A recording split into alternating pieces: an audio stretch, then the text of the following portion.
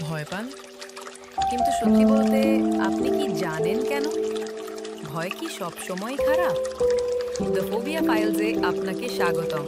আজ আমাদের প্রথম ফাইল।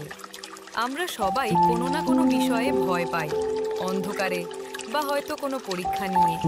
এটি বেঁচে থাকার জন্য একটি স্বাভাবিক প্রতিরক্ষা প্রক্রিয়া। কিন্তু যখন সেই ভয় তীব্র, যুক্তিহীন এবং আপনার দৈনন্দিন জীবনকে নিয়ন্ত্রণ করতে শুরু করে, তখনই সেটি ফোবিয়া। এটি সাধারণ ভয় নয়, এটি একটি মানসিক স্বাস্থ্যগত অবস্থা। আপনি একা নন। আমাদের পেজে আমরা প্রতিটি ফোবিয়াকে ডিকোড করব। এর কারণ কি, লক্ষণ কি, আর কিভাবে তা জয় করা যায়। আমরা বিজ্ঞান ও সহানুভূতির মাধ্যমে এই রহস্য উন্মোচন করব। আপনার কোন ভয় নিয়ে আমরা প্রথমে জানব?